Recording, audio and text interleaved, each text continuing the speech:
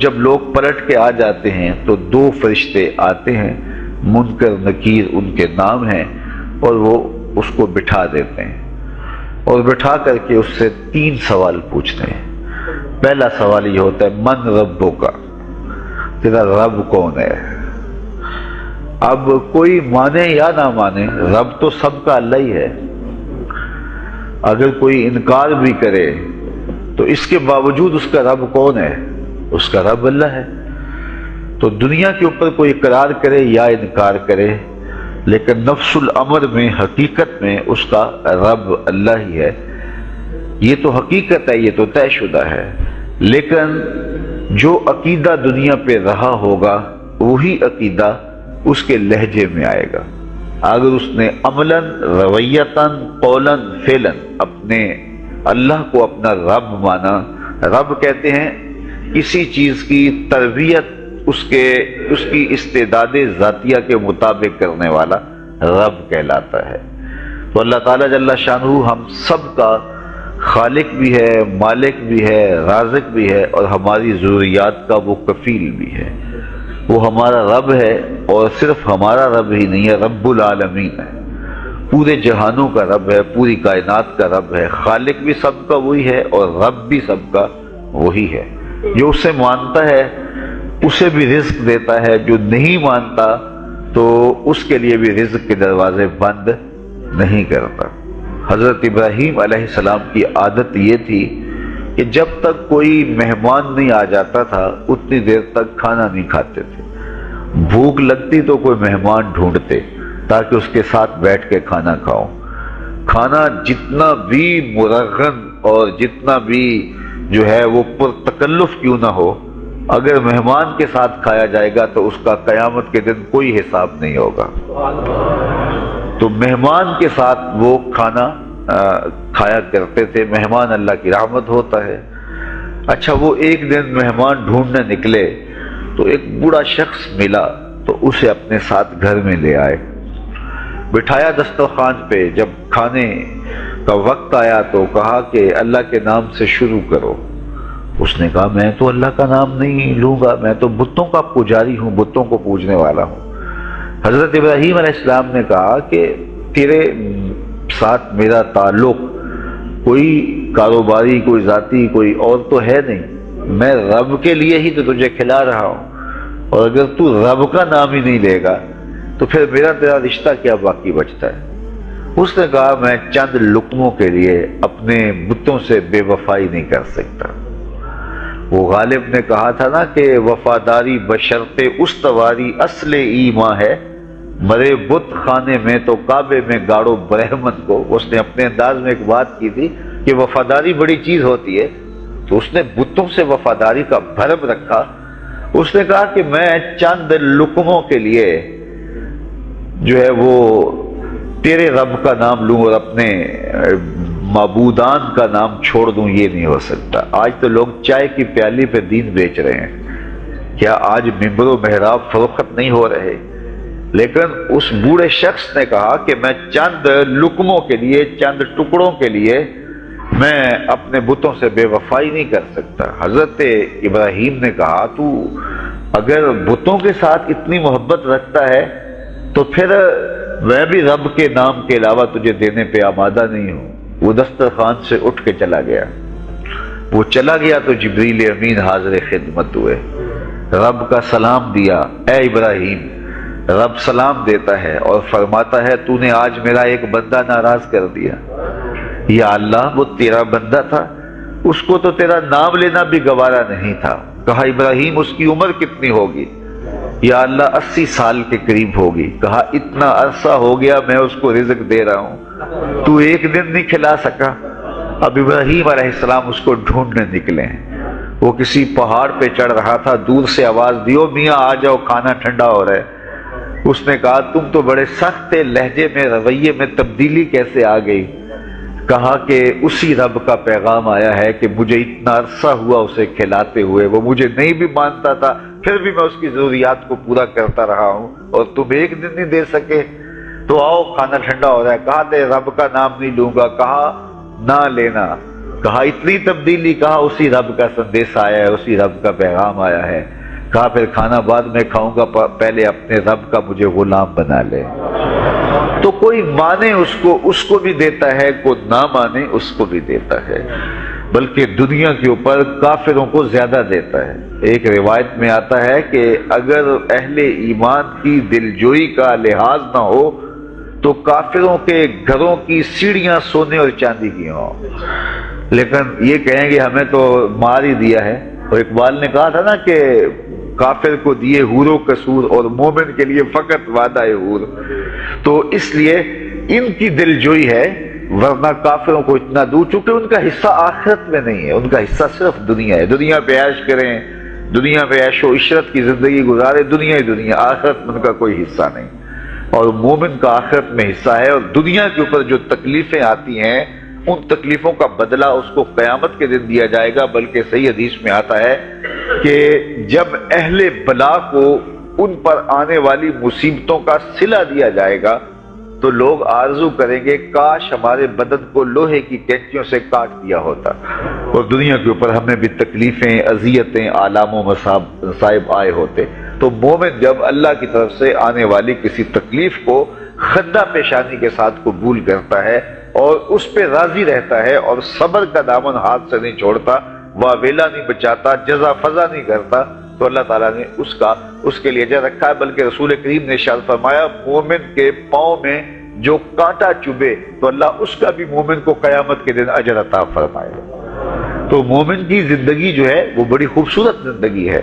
تو دنیا کے اوپر جو اسے مانتا ہے اللہ اسے بھی عطا کرتا ہے، جو اس کا انکار کرتا ہے اللہ اسے بھی عطا کرتا ہے، اس لیے کہ اس کی شان ہے کہ وہ رب ہے اور وہ سب کا لحاظ کرتا ہے اور سب کی ضروریات کو پورا کرتا ہے۔ پھر ہر شخص کی ضروریات الگ الگ ہیں، میری ضرورت الگ ہے، آپ کی کوئی اور ضرورت ہوگی، اور سب کی ضرورت کا اس نے لحاظ رکھا ہوا ہے۔ پھر بہائم کی، چوپایوں کی، حشرات الارض کی، پرندوں کی مختلف ضروریات ہیں۔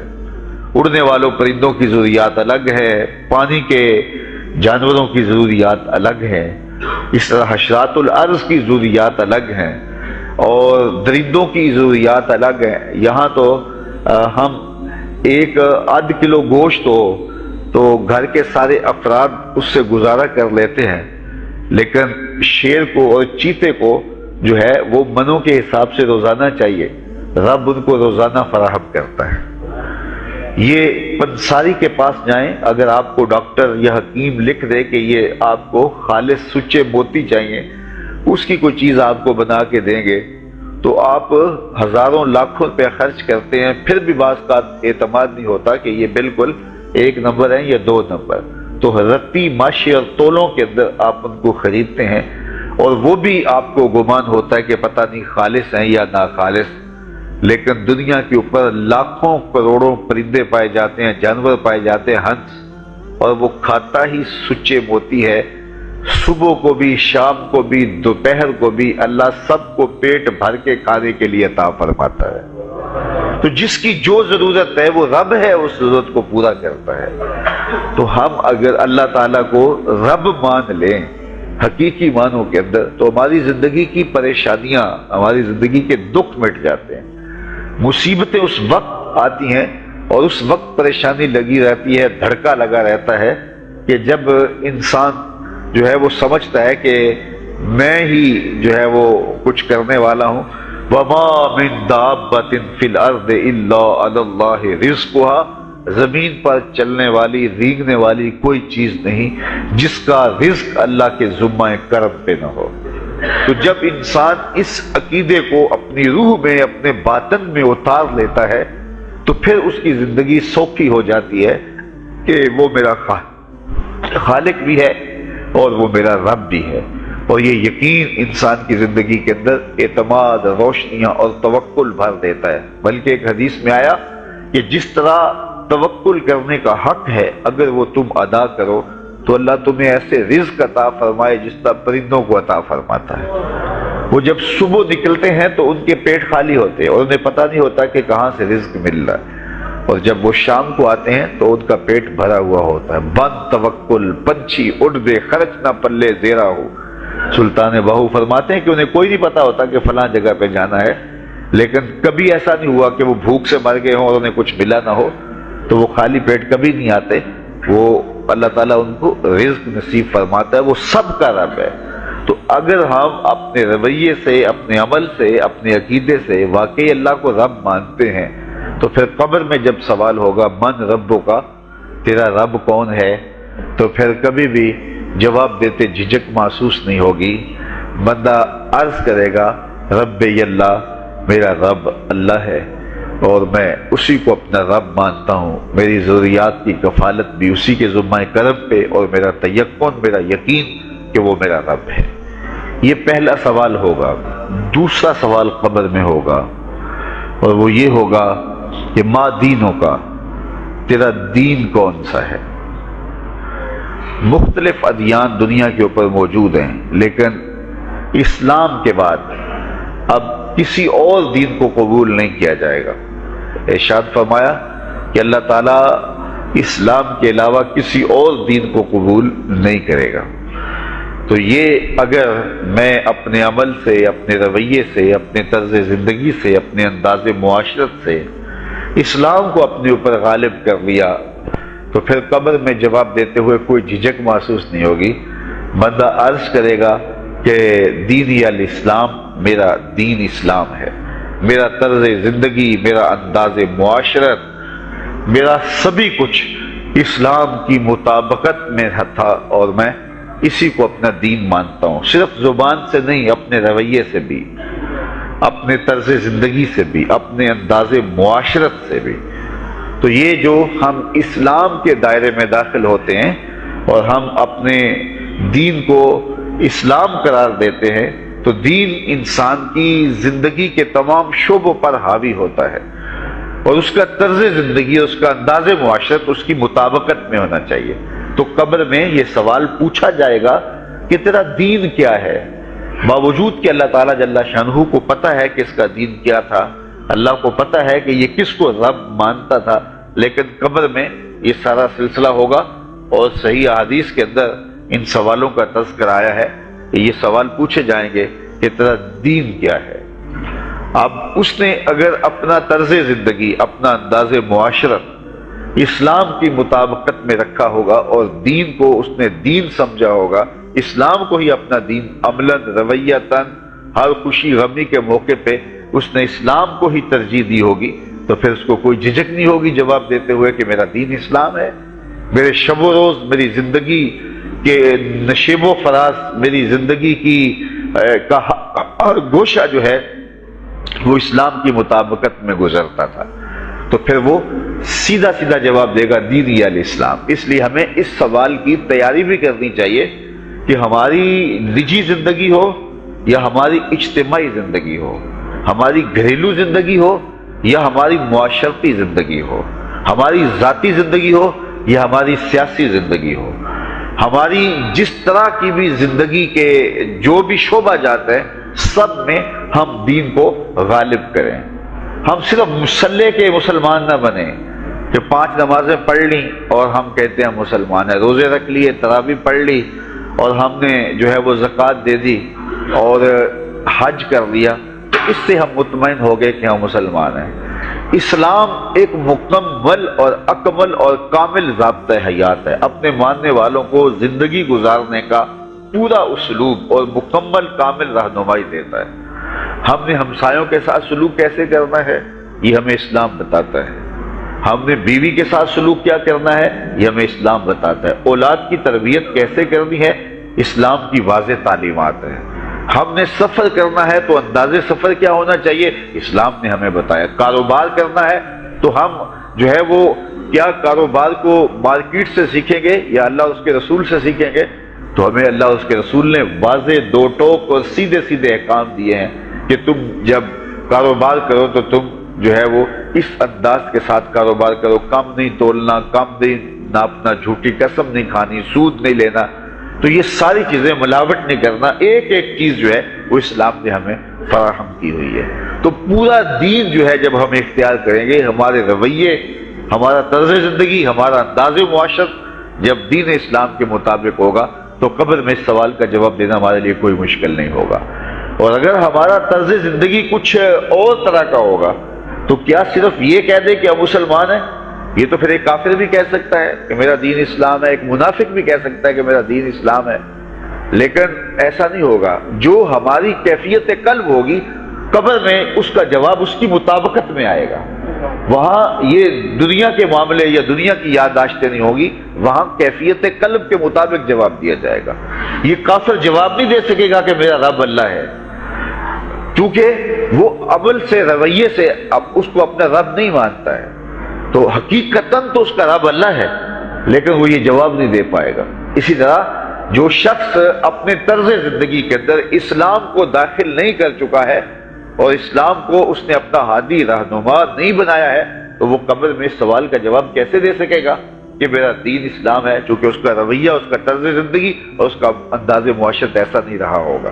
اس لیے ہمیں اپنی زندگی کے شب و روز کو اسلامی تعلیمات کے سانچے میں مکمل اور کامل طور پر ڈھالنا ہوگا، تاکہ جب قبر میں سوال ہو تو ہم جواب دے سکیں کہ ہمارا دین اسلام ہے۔ تیسرا سوال جس پہ فیصلہ ہو جائے گا، اور اس کے بعد قبر میں یا جنت کا دروازہ کھول دیا جائے گا یا جہنم کی کھڑکی کھول دی جائے گی، وہ سوال تیسرا کیا ہوگا؟ اور وہ سوال بھی عقیدے کا ہے، بلکہ بخاری شریف کی ایک روایت کے مطابق 3 سوال نہیں ہوں گے، ایک ہی سوال ہوگا، اور وہ یہ تیسرا سوال ہوگا۔ فرشتے پھر پوچھیں گے حضور علیہ الصلوۃ والسلام کے روضہ دور سے اور قبر کے درمیان سے پردے ہٹا دیے جائیں گے، اور رسول کریم صلی اللہ علیہ وسلم سامنے ہوں گے، اور فرشتہ حضور کی طرف اشارہ کر کے کہے گا ما کنت تقول فی ھذا الرجل، ان کے بارے میں زندگی میں کیا کہا کرتا تھا۔ یہاں یہ نہیں ہے کہ تو نے کیا کہا تھا یا اب کیا کہتا ہے۔ جب مضارع کے اوپر کانا یا جو ہے وہ کانا کے مشتقات داخل ہوں تو پھر وہ ماضی استمراری کا جو ہے وہ معنی دیتا ہے۔ تو ما کنت تقول کا معنی یہ ہے کہ تو کیا کہا کرتا تھا، تیرا لہجہ کیا تھا، تیری زبان کیا تھی، ان کے بارے میں تیری رائے کیا تھی، تو کیا بولا کرتا تھا، کیا کہا کرتا تھا۔ تو یہ حضور علیہ الصلوۃ والسلام سامنے ہوں گے اور یہ سوال پوچھا جائے گا۔ اب ابو جہل سے پوچھا جائے گا ما کنت تقول فی ھذا الرجل، تو وہ کہے گا ہے ہاتھ لا ادری، ہائے افسوس میں نہیں جانتا یہ ہیں کون۔ ابو لہب سے پوچھا جائے گا، وہ کہے گا ہے ہاتھ لا ادری، ہائے افسوس میں نہیں جانتا یہ کون ہے۔ اچھا جانتا نہیں تو پتھر کس کو مارتا تھا، جانتا نہیں تو گڑے کس کی راہوں میں کھدواتا تھا، جانتا نہیں تو اوجریاں کس کے اوپر ڈلوایا کرتا تھا۔ آنکھیں پھاڑ پھاڑ کے تو ساری زندگی دیکھتا رہا، لیکن آج ابو جہل قبر میں اترا، حضور کی صورت نورانی سامنے ہے، اور پوچھا گیا کہ یہ کون ہے، یہ نورانی چہرے والے کون ہیں؟ تو ابو جہل کہتا ہے ہائے افسوس میں نہیں جانتا یہ کون ہے۔ اچھا جانتا نہیں تو پھر پتھر کس کو مارتا تھا؟ اللہ اکبر۔ اور 14 صدیاں گزرنے کے بعد ایک مومن لحد میں اترتا ہے اور پردے ہٹا دیے جاتے ہیں، اور منکر نکیر سوال کرتے ہیں عامر چیمہ بتا یہ کون ہے؟ وہ کہتا ہے پیچھے ہٹو، پہلے پائے ناز کو بوسہ تو کر لینے دو، میں تو مر کے پہنچا ہوں یہاں اس دل ربا کے واسطے، یہ تو میرے بخت جاگے کہ وہ میری قبر میں آئے۔ وہ کسی شاعر نے کہا نا کہ آئے وہ میرے مزار پہ گھونگھٹ اتار کے، آئے وہ میرے مزار پہ گھونگھٹ اتار کے، مجھ سے تو نصیب بچے ہوئے میرے مزار کے، یہ تو بخت سنور گئے کہ وہ میری قبر میں آئے۔ شیخ عبدالحق محدث دہلوی علیہ رحمہ لکھتے ہیں کہ جب سے یہ سنا ہے کہ قبر میں حضور آئیں گے، پتہ نہیں موت کہاں مر گئی ہے، جی چاہتا ہے زندہ ہی قبر میں چلے جائیں۔ تو وہ کہے گا پہلے مجھے پائے ناز کو بوسہ تو کر لینے دو، میں تو زندگی کے بھر میں انتظار ان کا کرتا رہا، اور ان کے بارے میں پوچھ رہے ہو یہ کون ہے؟ ساری زندگی پیر مہر علی شاہ نقشہ بتاتے رہے، مکھ چند بدر شاہ شانی ہے، متھے چمک دی لاٹ نورانی ہے، کالی زلف تے اکھ مستانی ہے، مخمور رکھی ہند مد بھریاں۔ تو وہ فوراً جواب دیتا ہے یہ تو وہی میرے آقا و مولا ہیں جن کے لیے ساری زندگی تڑپتا رہا اور ان کی زیارت کی آرزوئیں اور تمنائیں کرتا رہا۔ اچھا ابو جہل ساری زندگی دیکھتا رہا تو وہ تو جواب نہیں دے پائے گا، وہ کہتا ہائے افسوس میں نہیں پہچانتا یہ کون ہے، ہاتھ لا ادری، مجھے نہیں پتا۔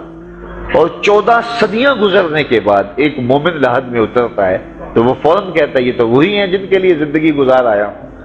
تو جس نے دیکھا تھا وہ پہچان نہیں سکتا، اور صدیوں بعد جو دنیا کے اوپر آیا وہ فوراً پہچان بھی رہا ہے اور پائے ناز کو بوسے بھی کر رہا ہے، تو پھر اس کا کیا جواب ہوگا؟ تو اس کا جواب علامہ اقبال علیہ رحمہ نے دیا۔